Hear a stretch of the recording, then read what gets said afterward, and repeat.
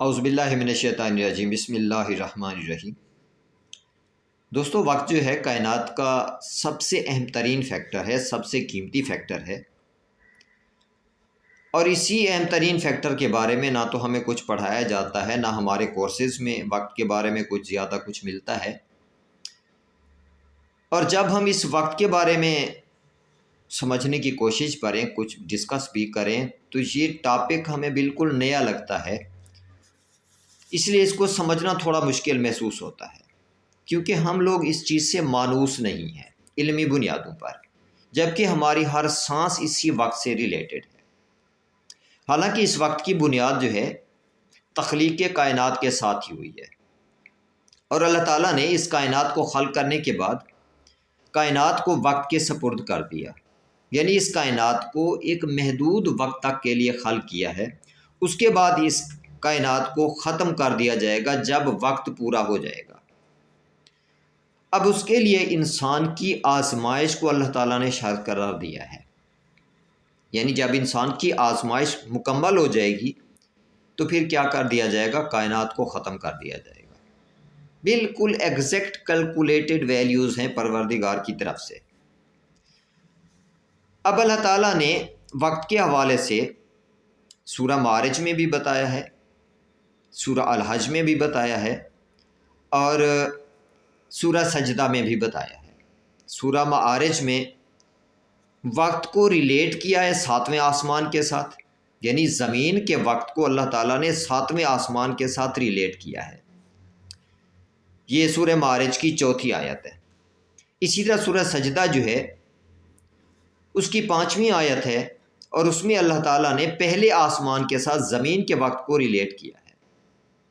سورہ الحج کی 47 آیت جو ہے اس میں بھی اللہ تعالیٰ نے وقت کو ریلیٹ کیا ہے زمین کے وقت کو آسمان کے وقت کے ساتھ۔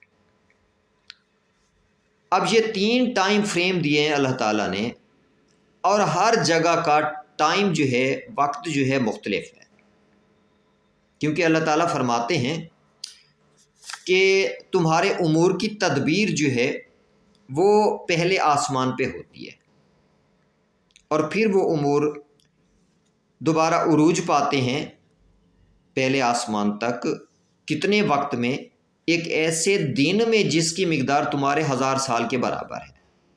اس کا مطلب ہے زمین پہ 1000 سال گزر جاتے ہیں، جتنے لمحے میں اتنے ٹائم میں پہلے آسمان پر ایک دن گزرتا ہے۔ اٹ مینز پہلے آسمان پہ ٹائم کی سپیڈ مختلف ہے، اور زمین پہ ٹائم کی سپیڈ جو ہے یہ مختلف ہے۔ پہلے آسمان پہ اس کی شدت مختلف ہے، زمین پہ اس کی شدت مختلف ہے۔ اس کے بعد اگر ہم سورہ معارج کو دیکھتے ہیں تو سورہ معارج میں بھی ایگزیکٹ یہی چیز ہے کہ اللہ تعالیٰ نے فرمایا ہے کہ تعرج الملائکۃ والروح، فرشتے اور روح عروج پاتے ہیں، بلند ہوتے ہیں، کدھر الہ تمہارے رب کی طرف، یعنی عرش کی طرف، 7ویں آسمان کی طرف، فی یومن ایک ایسے یوم میں، ایک ایسے دن میں، کانا مقدار ہو جس کی مقدار 50,000 سنۃ 50,000 سال کے برابر ہے۔ اب حیرانگی کی بات ہے کہ ایک ایسا دن جو ہمارے 50,000 سال کے برابر ہے، یعنی زمین پہ 50,000 سال گزر جاتے ہیں، اور 7ویں آسمان پہ فقط ایک دن گزرتا ہے۔ تو یہ بہت زیادہ فرق ہے ٹائم کا، زمین کی اگر ہم انٹینسٹی یہاں پہ وقت کی دیکھیں اور 7ویں آسمان کی دیکھیں۔ اب اس چیز سے ایک چیز واضح ہوئی کہ جیسے ہم زمین سے اوپر جاتے ہیں ٹائم کی سپیڈ کم ہوتی چلی جاتی ہے، کیونکہ یہاں پہ 1000 سال گزر جاتا ہے تو پہلے آسمان پہ ایک دن گزرتا ہے۔ اب جیسے وہاں سے اوپر کی طرف جاتے ہیں تو پھر یہاں پر 50,000 سال گزر جاتا ہے زمین پہ، 7ویں آسمان پہ ایک دن گزرتا ہے۔ اب مختلف اقوال بھی ہیں، جیسے حضرت علی علیہ السلام کا ایک قول ہے کہ ہر 2 آسمان کے درمیان 500 سال کا فاصلہ ہے۔ اب یہ ہماری میتھمیٹیکل کیلکولیشنز ذرا کمپلیکیٹڈ ہے، مشکل ہیں۔ جو کیلکولیشنز اللہ تعالیٰ نے بتائی تھی وہ اس کا مطلب ہے آسان ہے۔ یہ ایک حوالے سے ڈسٹینس بھی بتایا جا رہا ہے، لیکن ہماری میتھمیٹیکل کیلکولیشنز میں اگر ہمیں کسی چیز کی سپیڈ کا پتہ ہو تو اس کے وقت کے ساتھ اس کو ملٹیپلائی کر کے ہم فاصلہ معلوم کر سکتے ہیں۔ لیکن یہ جو ہمیں بتایا گیا ہے کہ ایک ایسے دن میں چڑھتے ہیں ملائکہ اور روح جس کی مقدار تمہارے 50,000 سال کے برابر ہے۔ اب یہ دو ٹائم فریم کو یہاں پہ ریلیٹ تو کیا ہے، لیکن یہ فاصلہ ہم اپنے سائنٹیفک میتھڈز کے ذریعے کیلکولیٹ نہیں کر سکتے۔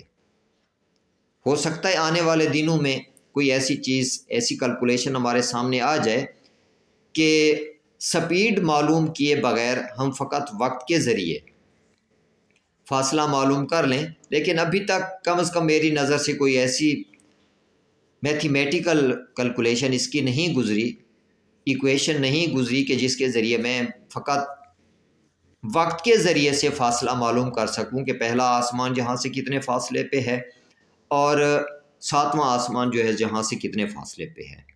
ہاں اتنا بتایا گیا ہے احادیث میں کہ ہر آسمان کے درمیان، ہر دو آسمان کے درمیان 500 سال کا فاصلہ ہے، اور نیچے والا آسمان جو ہے وہ کم گہرا ہے، اوپر والا آسمان زیادہ گہرا ہے۔ یعنی پہلا آسمان کم گہرا ہے، دوسرا آسمان پہلے آسمان سے زیادہ گہرا ہے، پھر 500 سال کا فاصلہ دونوں آسمانوں کے درمیان، پھر تیسرا آسمان دوسرے آسمان سے زیادہ گہرا ہے۔ تو اس طرح سے 7واں آسمان جو ہے یہ سب سے زیادہ گہرا ہو جاتا ہے۔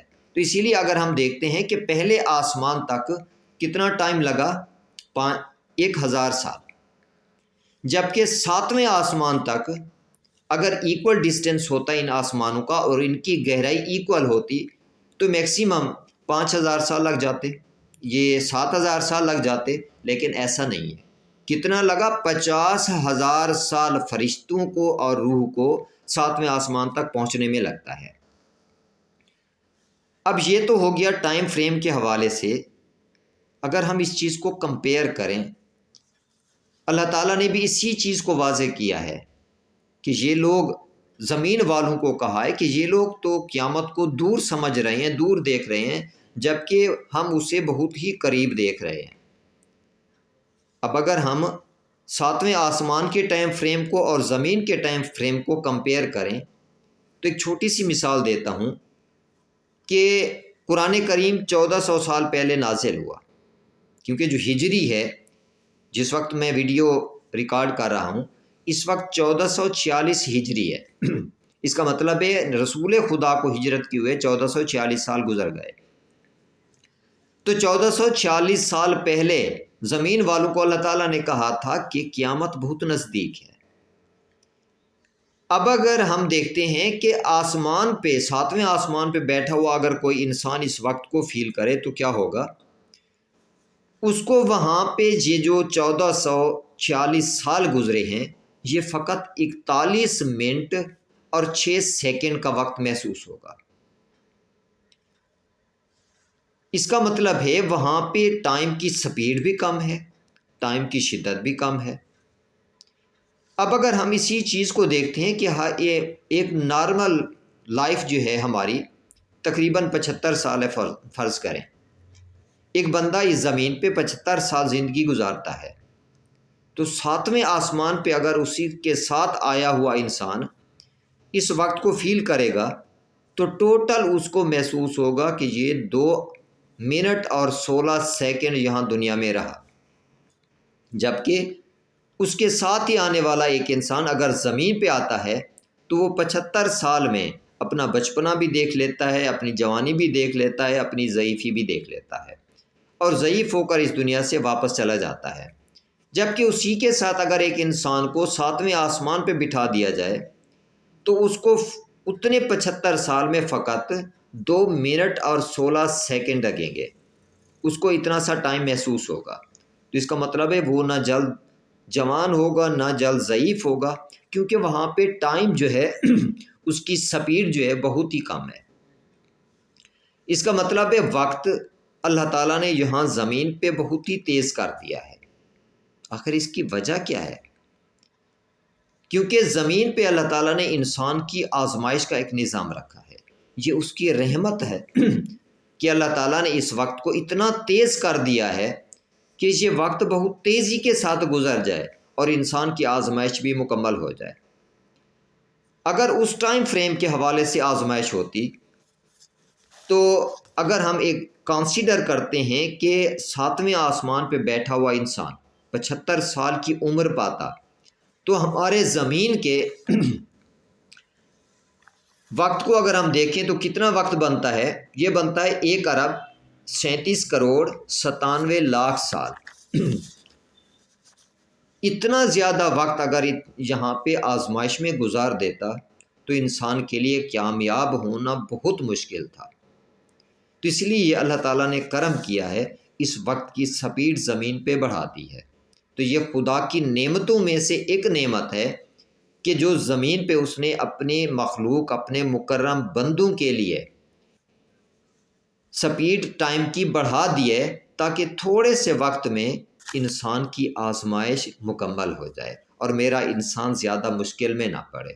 تو خدا کی ان نعمات کو سمجھنے کی کوشش کریں کہ جو وقت ہے یہ بھی خدا کی ان نعمات میں سے ہے کہ جو آپ کے لیے بہت ہی انجویبل بنا دی گئی ہیں، بہت ہی آسان کر دی گئی ہے، جس کے ذریعے سے آپ کی آزمائش کو۔ تو اللہ تعالیٰ کی ان نعمات کا شکر ادا کیا کریں، اللہ تعالیٰ کی نافرمانی سے بچنے کی کوشش کریں کہ اس نے آپ کی آزمائش کو بہت ہی شارٹ کر دیا ہے۔ ادروائز یہی وقت جو 7ویں آسمان پر کھربوں سال میں آپ کو گزارنا پڑتا، وہی وقت زمین پہ آپ کو صرف 75 سال گزارنے پڑ رہے ہیں، 50 سال گزارنے پڑ رہے ہیں، 100 سال گزارنے پڑ رہے ہیں۔ اگر ایک بندہ یہاں پہ 105 سال بھی گزارتا ہے تو 7ویں آسمان پہ فقط 3 منٹ بنتے ہیں۔ یعنی اتنا شارٹ وقت کر دیا ہے اللہ تعالیٰ نے، جس کو ہم بہت زیادہ وقت سمجھتے ہیں کہ 105 سال اس کی ایج ہو گئی ہے، جبکہ 7ویں آسمان پہ وہی وقت اتنا سلو گزر رہا ہوتا ہے کہ فقط 3 منٹ گزرے ہوتے ہیں۔